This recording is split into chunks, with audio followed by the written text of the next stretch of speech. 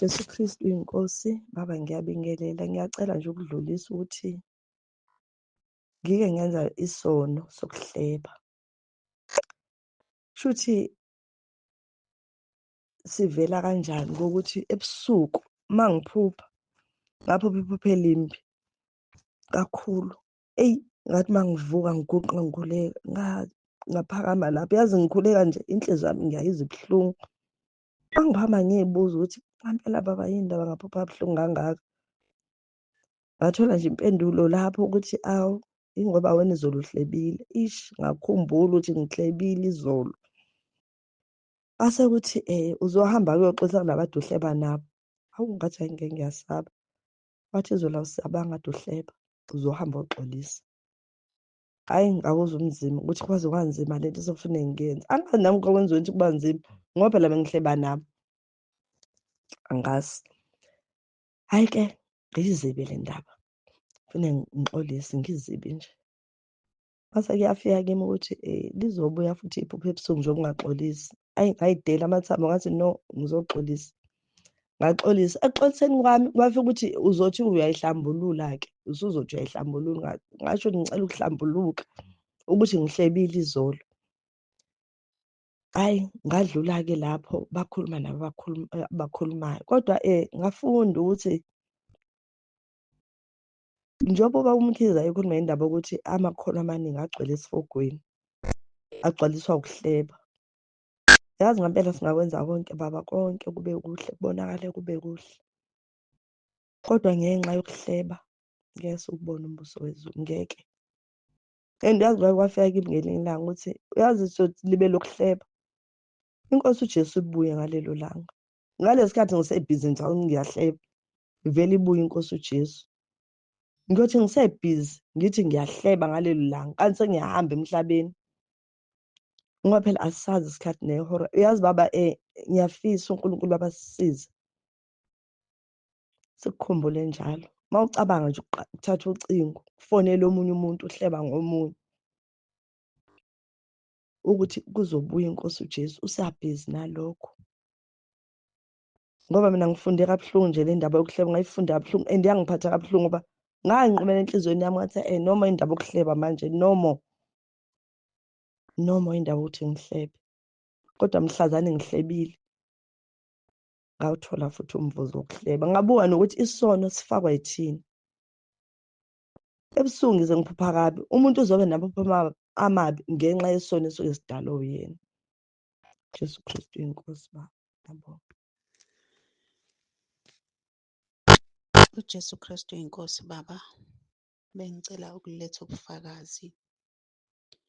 Ngesikhathi baba udadewethu esengitshelile ngawe nangekhaya lezwi. Elokhu ngifuwadela-ke intshumayelo. Ngilalela ngikhuleka. Kwathi lapha ngizothatha uhambo ngiye esibhedlela ngase ngikhuleka ngicela uNkulunkulu. Ngicela indlela ngoba ngangibheke esibhedlela. Ngathi mangilele ebusuku baba ngase ngiphupha kubhubha umhlaba. Ngaphupha inhlabathi ibila, izindlu zonke zashona phansi zazivele ngamathayela. Ngisho indlu eyayihlezi abantwana bami nobaba wazo yashona phansi. Indlu yasala kwasala indlu engangihleli kuyo mina. Ngithe mangiphuma ngiphumela ngaphandle ngama ngabona zonke izindlu zivele ngamathayela. Inhliziyo yami isibuhlungu ukuthi iy'ngane zami sey'file. Ngama ngathi mangimile ngabona idwala elikhulu letshe. Ngahamba ngithe mangihamba inhliziyo yami isemuva. Kwase kuba nezwi elikhulumayo enhliziyweni yami. Lathi ungabheki emuva ngoba uzofana nomkaLoti. Ayi ngalizwa leli zwi likhuluma kimi baba. Ngase ngiyaqhubeka ngahamba. Le ndlela engangihamba ngayo ibheke edwaleni. Indlela encane akusindlela enkulu. Mangifika edwaleni kunabantu abagibele kulo ledwala.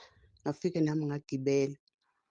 Ngathi mangifika kule dwala ngathola udadewethu lona okuyena ongitshele wena baba wangikhombisa nekhaya lezwi. Ngamthola ekhona kodwa naye iy'ngane zakhe zazingekho. Kwakukuye nje kuphela. Ngathi mangifika lapho kukhona enye intombazane angiyazi le ntombazane. sasesijikela eceleni kwakukhona iy'hlahla ey'mfushane. Sase siyaguqa sakhuleka. Sithe masiqeda ukuguqa ngase ngiyaphaphama baba. Ngiyabonga. UJesu Kristu inkosi. Ngiyabingelela baba umpostoli nomama umpostoli. Ngiyabingelela abazalwane entabeni endlu kaJehova kuyabonelelwa. Ngiyabingelela ekhaya lezwi ngithi uJesu Kristu inkosi. Ngithanda ukubonga kakhulu uNkulunkulu ongenzela umusa. Ngiyaxolisa kakhulu baba ukudilitha ngiphazamisekile ngisarekhoda. Ngibonga umusa kaNkulunkulu, uNkulunkulu akangenzele wona ngempelasonto esisuka kuyona. Kade kunomngcwabo kamakhelwane wethu, kunomngcwabo futhi ey'hlobeni zethu ezabazalwane ezithe ukuqhela. Sinakho ukuthi sizoya kamakhelwane. Kuthe nje ebusuku enhlizweni yami kwaba khona ukuthi hhayi, angihambe ngiye laphaya kubazalwane. Sihlukane phakathi, sathi masibonisana ekhaya savumelana ngahamba. Kanti uNkulunkulu uzongisiza, uzongikhumbuza isono ebese sisithele empilweni yami. Ngabona umuntu engamupha isikibha esigqokile. uNkulunkulu wangisiza ngakhumbula ukuthi lesi sikibha lesi sasisithathe nje kamasipala, kwakufika iy'kibha, yebo noma kwakuthiwa ezomphakathi kodwa sazithatha thina umphakathi ungakanikwa. Ngasithatha nami ngasinika lo muntu. Mase ngambona isigqokile ngathi, hawu Nkosi, nansi into uNkulunkulu abethanda ukuthi ngiyizele la ukuzosizakala ukuhlanzwa. Ngiyabonga kakhulu.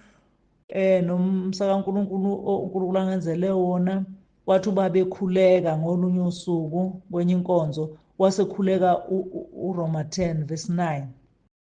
Uma ubaba ewukhuleka lo mkhuleko kwanamathela enhlizweni yami ukuthi hawu Nkosi, sijwayele thina ukuthi siwukhuleke ngoba sizolandela ivoice kababa silalele lapha akayirekhode khona. Kanti emva kwalokho ifoni yami izolahleka. Yasithi inhliziyo yami, hawu nansi into uNkulunkulu abefuna ukuthi ngiyifunde ukuthi uRoma 10 verse 9 uyawukhuleka noma kungasho ukuthi uwulalele efonini noma uwulalele endaweni ethile. Njengoba ifoni isingekho ngakwazi ukuthi ngiphile ngawo, ngikhuleke ngawo. Sekuvuka lo khulekwe incebo kaNkulunkulu, iwukhuleka yambuleka ikhuleka. Ngithi uJesu Kristu inkosi, uJesu Kristu inkosi. Amen. uJesu Kristu inkosi. Ngiyabingelela baba egameni likaJesu, ngithi uJesu Kristu inkosi. Nginalokhu nje kusenhlizweni yami kokumbonga uNkulunkulu kulezi zinsuku ukuthi uNkulunkulu usephinde wambula kubazalwane engihlala nabo ekhaya ukuba bekhuleke umkhuleko kwabaseRoma 10, ngoba esikhathini esiphambilini bese ngilokhu ngikhuleka nomntwana wami kuphela. Ngiyambonga nje kakhulu ukuthi nomzali wami useyawuthanda nje ukukhuleka umkhuleko. Bekunzima kuye, benganakho nje ukuthanda, kodwa nje lezi nsuku nje ngiyambonga uNkulunkulu ngoba into uyambula kumuntu nomuntu abone umuntu isidingo sento. Ngiyambonga nje uNkulunkulu ukuthi uyawubona ukuthi uyamsebenzela ngoba akasalali engawukhulekile. Sebiza umntwana ukuthi beyokhuleka naye before alale. Ngiyambonga nje uNkulunkulu, nginokumbonga nje kakhulu uNkulunkulu. Ngibheka nje nesimo sasekhaya ukuthi uNkulunkulu uyangenelela kuso ngokuba sesiyawukhuleka sonke lo mkhuleko nje, sekukhona ngisho nokuthula. Ngiyambonga nje kakhulu uNkulunkulu, ngeke ngiyeke ukumdumisa uNkulunkulu ngoba ungenzela izinto ezinhle usuku nosuku. Ngiyabonga nje kakhulu baba, ngithi uJesu Kristu inkosi, uJesu Kristu inkosi, uJesu Kristu inkosi. uJesu Kristu inkosi. Baba uNsibande noma Mtsibande, ngibingelele bonke abakekhaya lezwi, ngithi uJesu Kristu inkosi. Siyakubonga baba ngaso sonke isikhathi sihlale sikhuleka.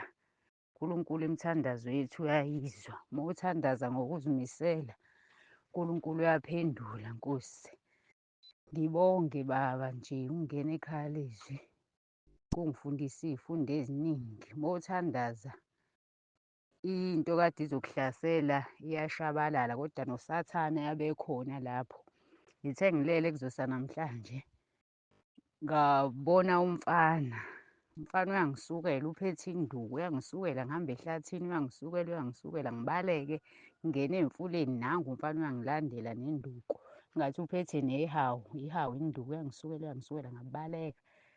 Hhayi ngabaleka kakhulu, ngamcashela. Ngithe uma ngicashe endaweni ewutshani engathi bukhulile. Ngithi hhayi-ke la ngeke angithole ngoba lo tshani ngigqibekile labonakala. Hhayi umfana ngambona nangu usila, ngathi akusekho-ke manje ukubaleka, ngizidele ngimshaye nami ukuthi uyangishaya ngama. Hhayi wathatha le nduku yakhe nehawu wangishaya. Uthe engishaya ngathi ngenduku ngabhekisa ngakuyena isandla ngathi Jesu Kristu inkosi.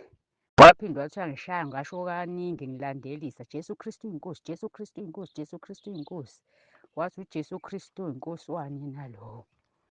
Ngathi Jesu Kristu inkosi. Ngithe ngiyabona angisamboni, ngaye ngaphaphama. Siyambonga uNkulunkulu ngaso sonke isikhathi. USathane naye usuke ehlasela, kodwa simnqobe ngomkhuleko waseRoma 10:9. Ngiyabonga kakhulu. Ziningi izigigaba ey'hlale zenzeka, kodwa uma ukhuleka ulala kahle flat, ulale kuse nje ekuseni, ingekho into ekuhlaselayo. Ngithi uJesu Kristu inkosi. uJesu Kristu inkosi. Baba uMsibande nomama egameni elihle lenkosi ethu uJesu. Baba ngizothula nje ubufakazi bokubonga. Ngibonga uNkulunkulu angenzele khona. Wangithwala ngebhedlela ngineso. Sengineso elilodwa elibonayo, leli elinye hhayi selifeyile impela. Ngiyambonga kakhulu uNkulunkulu ehamba nami ey'ndleleni. Ngibonga futhi okunye, indodana yami ithole itoho. Yayikade isehongoye kodwa sihleli isikhathi eside ingatholi. Ngiyambonga uNkulunkulu ngoba selitholile itoho, usatohoza kwamanje. Ngiyabonga indlulisa ubufakazi bokumdumisa nje uNkulunkulu, mkhulu uNkulunkulu ngey'khathi zonke. uJesu Kristu inkosi, amen.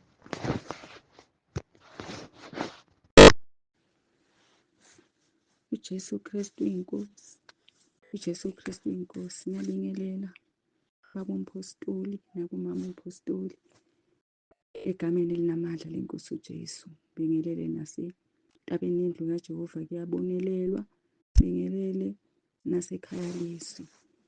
Ngingugogo Mkhize, ngilethe ubufakazi. Ngangikade ngi-admithiwe esibhedlela kudala eminyakeni edlule, ngatrithwa khona mase bengimisa kwesinye isibhedlela. Ngitrithwa kulesi sibhedlela esinye, manje kulo nyaka basebethi angibuyele laphaya ngi-admithiwe khona ekuqaleni. Ngangifika khona kwathiwa bonke labantu sebeneminyaka bagcina la esibhedlela, awasatholakala amafayili abo, sefuneke benze amafayili amasha. Ngakhathazeka ngoba leya fayili endala ine-information yami yonke. Kuthiwa sesokwenza amasha-ke, benzelwe abantu amasha amafayili. Ngithathe le foni ngikhuleke le mkhuleko kababa umpostoli ahlale esithumelela yona. Ngikhuleke le mkhuleko ngisho abaseRoma 10 ngibeke endlebeni, ngikhuleka ngiphindaphinda. Ngiphindaphinda ukuthi inkosi ayingisize le fayili ingalahleki ngoba angisazi manje ngizoqala phansi. Ngilalele ngilalele le mkhuleko. Bathathwa abantu benzelwe amasha amafayili, ngihlale ngilindile. Ngesikhathi ngilindile lokhu ngikhuleka nje le mkhuleko, qhamuka umfana esethi, hawu gogo, sengiyitholile ifayili yakho. Ngambonga kakhulu uNkulunkulu, ngabonga namandla emikhuleko esinikelelwa yona. Ngambonga uNkulunkulu nangokusifundisa nje ubaba umpostoli ukuthi asikholwe, sikhuleke bese siyakholwa. Ngiyambonga kakhulu uNkulunkulu ungenzele umusa. uJesu Kristu inkosi, uJesu Kristu inkosi, uJesu Kristu inkosi. uJesu Kristu inkosi, uJesu Kristu inkosi, uJesu Kristu inkosi. Ngiyabingelela baba, ngiyabingelela ma. Ngingumntwana kaNkulunkulu, ngiyamesaba uNkulunkulu kakhulu. La ngizothula ubufakazi bazalwane. 2 months ago ngaphupha engazuthi kurojwa uShoprite ngise-mall phakathi.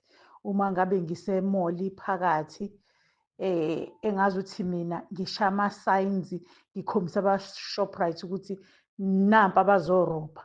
Kuthe kusenjalo bangibamba ukuthi imina engikhombise abaphathi baka-Shoprite ukuthi nampa abazorobha, sekukhona amaphoyisa ngaphakathi. Bese bengitshela ukuthi bazongibamba ngoba ngibamba impilo. Kuthe kusenjalo dukudu ngathi sebeyangibamba futhi khona lapha eShoprite, sebeyangidubula. Ngimemezele bazalwane igama elithi uJesu Kristu inkosi, uJesu Kristu inkosi, uJesu Kristu inkosi. Iy'nhlamvu zayigeja lapho. Amen. Kuthe kusa kwanamhlanje ngiphupha engazuthi ngise-Pinetown bazalwane, ngihamba e-Pinetown. Uma ngihamba e-Pinetown ngathi ngihamba nabantwana bami. Hawu, sibona indoda enqamuka umlenze. Uma enqamuka umlenze le ndoda iphethe umjovo, ihamba ijova abantu. Uma ijova abantu le ndoda, abantu baphenduka bangathi iskini sabo sinophoyizeni. Ngithi ebantwaneni bami ngoba bengihamba nabo ephupheni, ngithi balekani. Hawu, engathi mina isiyangifica le ndoda, isiphethe le syringe yomjovo engazi ukuthi manje mase fanele ingithele ngalento engathi i-liquid ethelwayo bese abantu bashe iskini. Ithe isingithela mina ngale syringe, ngithi uJesu Kristu inkosi, uJesu Kristu inkosi. Ile kuchitheka le liquid yakhe ichitheka, agcine sethi naye uJesu Kristu inkosi. Ngithi nje angifakazela ukuthi uma leli igama elithi uJesu Kristu inkosi silisebenzisa ngokufanele, ngobungcwele, uJehova uyabonelela, siyakwazi ukulwa izimpi ngalo. Amen. uJesu Kristu inkosi, uJesu Kristu inkosi, uJesu Kristu inkosi. Baba, siyambonga uNkulunkulu osenzelela umusa kulesi sikhathi. Siyambonga kakhulu ngawe, kakhulu Baba. Angazi ukuthi ngingakwazi ukuyidlulisa kanjani le ndaba, kodwa isho njalo inhliziyo yami ukuthi isikhathi sesishayile uNkulunkulu akhulume ngaso. Haleluya. Jesu Kristu inkosi. Siyambonga kakhulu uNkulunkulu. Ethi indaba Baba, abantu kulesi sikhathi bahamba ngemumva labo, njengoba kwenzeka nabantu kube lula ukuthi umuntu babuke ngemumva lakhe. Baba, ukhulumile ngale ndaba yey'nkawu ezibuke ngemumva, kodwa manje uyikhuluma kwenye ingxenye uNkulunkulu. Ngisakhuleka ukuthi ingozi abantu abafuna ukuphenduka ngoba izolo uprofethile, ngoba kwenzeka izinto, ukhipha amadimoni izolo, bahamba ngezolo labo, bacabanga ukuthi namhlanje, kanti uthi umbhalo wamaHebheru thina sibizelwe kwinamuhla elithi izwi lenkosi. Uma nilizwa izwi lakhe namuhla ningazenzi lukhuni, uthi uNkulunkulu ingozi yebandla lapho. Yingakho abanye bayothi Nkosi, asiprofethanga yini ngegama lakho, ngoba bahambe ngemumva labo. Noma uNkulunkulu, mighty Jesus, noma ubebenzela indlela yokuphepha, njengalokhu Baba ukhulumile ukuthi kukhona abantu abayifake emsebenzini bengafakiwe uNkulunkulu, noma uNkulunkulu ebenzela indlela yokuphepha, ebakhuza endleleni abahamba ngayo, kodwa ngenxa yokuthi baprofethile izolo, bakhipha amadimoni izolo, abasakwazi ukulalela namhlanje. Sho njalo nje inkosi, ngisathandaza. Jesu Kristu inkosi. Baba, siyambonga kakhulu uNkulunkulu, asigcinele wena, akufihle egameni elihle lomfeli wethu uKristu Jesu. uJesu Kristu uyinkosi. Amen. Ngiyaxolisa Baba ukuthi ngingalethi ubufakazi. Ngiyambonga uNkulunkulu ngale mkhosi oka-14 days noka-21 days. Umzukulu wami uthole itoho, belizoba u4 months, kwathiwa liqhubeke kuze kufike uDisemba. Kusukele ngo-2020 egcina esikoleni, akakaze asebenze. Ngicabanga ukuthi iyona mbangela le yonke ebimbanga ukuthi aphuze nokuthi aqome nje eqomela izinto zokuthi naye athole imali yokuzisiza yena. Kodwa uNkulunkulu emuhle uye wangethula lo mthwalo. Ngiyambonga kakhulu uJesu, ngithi uJesu Kristu inkosi Baba. uJesu Kristu inkosi. Ngithintwa yilo mbono wokuthi asifoni sibonge sisho okuthile ngoNkulunkulu. uJesu Kristu inkosi Baba, ngiyabingelela ekuseni Baba, omama nasentabeni elukaJehova, kuyabonelela nasekhaya lezwi Baba. Ekuseni uletha ubufakazi bokubonga uNkulunkulu isimo esenzeke ngomsombuluko. Ekuseni ngomsombuluko umntwana kaThule, indodakazi wami, esikoleni, bahlala empangeni, bangena engozini yemoto. Imoto yesitafu sakhe yashayiswa enye imoto, yaqonda nje yena esivalweni sakhe, wabhajwa yena yedwa. Baphuma abanye abantwana nodrayiva, kwasala yena yedwa. Uzowakhishwa ngezindlawu emotweni. Ngiyambonga kakhulu uNkulunkulu Baba, ngiyambonga kakhulu. Ngimnikeza udumo ukuba egibele wena Baba, uJesu Kristu osifundisa ukukhuleka, sibone izimo ezingezi kahle. Kusukela ngoLwesihlanu nginesisu nje esithaphuzayo esinyeni nesekhalo. Singikhipha ngoLwesihlanu, sazangikhipha kabili, sasisemkhulekweni ethempeleni eMtuba, elokhalini naseMtuba entabeni, kwaze kwaba kabili. NangoMgqibelo nangeSonto. Lokhu ngikhuleka uNkulunkulu uyazi. Jesu Kristu inkosi phezu kwalesi sisu, ngicela ungenzeki lutho.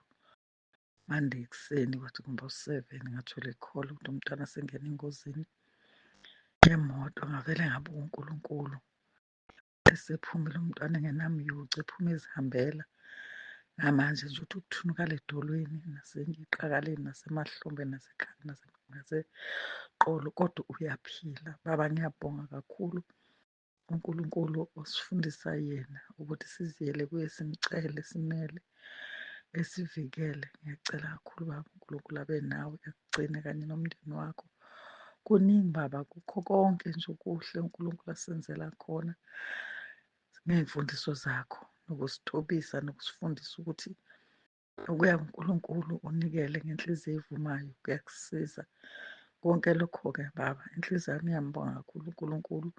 Selokhu ngangena ekhaya lezwi, ngathatha isinqumo sokuthi ngemali yabo nje igranti ngibafakele imali yokweshumi. Ngiyambona uNkulunkulu engilekelela ngisho imikhuhlane nabo behlala benayo, isifuba, lo mntwana uhlale nesifuba esibi, kodwa akusafani nakuqala. Umoya Oyingcwele ngiyambonga kakhulu Baba, ngawe Jesu Kristu oyinkosi.